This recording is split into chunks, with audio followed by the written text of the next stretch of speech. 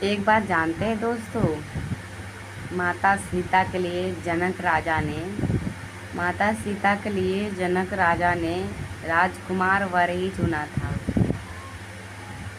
लेकिन उसके भाग में तो उम्र भर रोना ही था,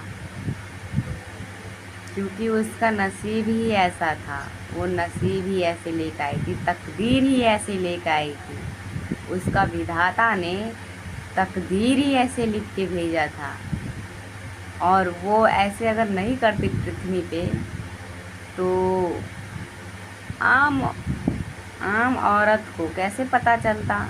जो समझदार औरत होती है वो तो मतलब पति के साथ सुख दुख कर काट के रह जाती है संग में। लेकिन कहते हैं ना, जिसके नसीब में अगर दुख लिखा होता है ना, तो वो दुख से ही रहती है पूरा उम्र भर, जैसे माता सीता रहती थी।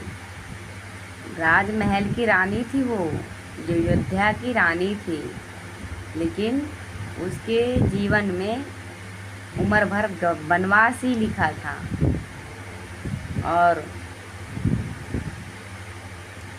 इसीलिए कहते हैं, जैसे नसीब में होता है ना लिखा हुआ है, ऐसा ही होता है हर औरत के साथ। अगर नसीब में अगर सुखी रहता है लिखा हुआ, सुख से ही रहती है। अगर नहीं लिखा होता है तो आप समझ ही सकते हो, रामायण आप देख सकते हो। रामायण में कैसे माता सीता को उम्र भर तड़पना पड़ता है पति के वियोग में।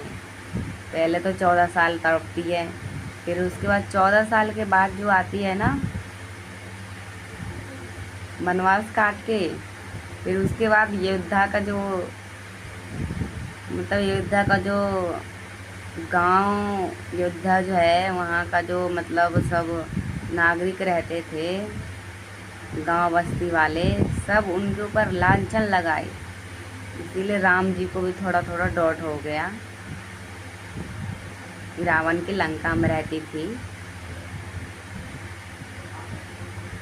जब राम जी को डॉट हो गया तो आम इंसान क्या करेगा। आम इंसानों को यही सोचते हैं ना, तो रात बिताई है, किसी के यहाँ कुछ ज़रूर किया होगा।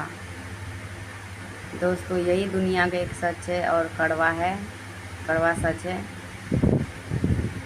जो किसी भी मर्द को बर्दाश्त नहीं होता कि उसकी पत्नी किसी और को वहाँ रहे और रात बिताए। दोस्तों सीता मैया तो बिल्कुल पवित्र थी, उसने अपना प्रणाम दे ही दिया अग्नि परीक्षा दे के, लेकिन आम औरत नहीं दे सकती है।